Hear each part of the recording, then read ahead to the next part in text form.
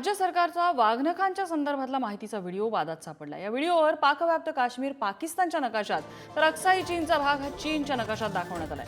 सांस्कृतिक मंत्री सुधीर मुनगंटीवार यांनी हा व्हिडिओ एक्सपोस्ट केला आणि त्यानंतर हा चुकीचा नकाशा असल्याचं समोर आलं।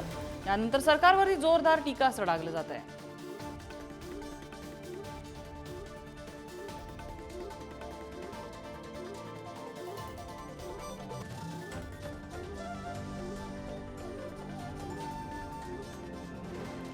आणि या मुद्द्यावरून आता विरोधकांनी सरकारला टीकेचं लक्ष केलेलं आहे।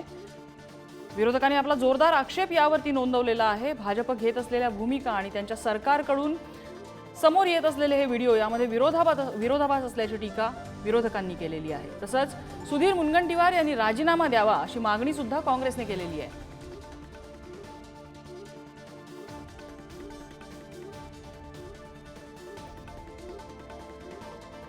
बघितला तो व्हिडिओ बघितला। एरवी भाजपची मंडळी पाक व्याप्त काश्मीर हा ठासून सांगत असतात भारताचा अविभाज्य भाग आहे। तो आहेच, ठासून सांगितलीच पाहिजे।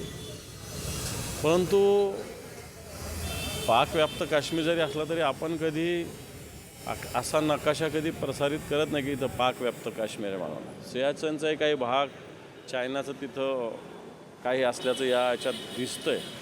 मला वाटतं चुकीचं आहे। जी भारतीय जनता पार्टी किंवा जे राष्ट्रीय स्वयंसेवक संघ अखंड भारताचं स्वप्न बघणारे आहे, बघावं, त्याच्याविषयी काही नाही, शुभेच्छा आहे। परंतु पाक व्याप्त काश्मीर अशा पद्धतीनं अधोरेखित करणं हे चुकीचं आहे असं माझं स्पष्ट मत आहे।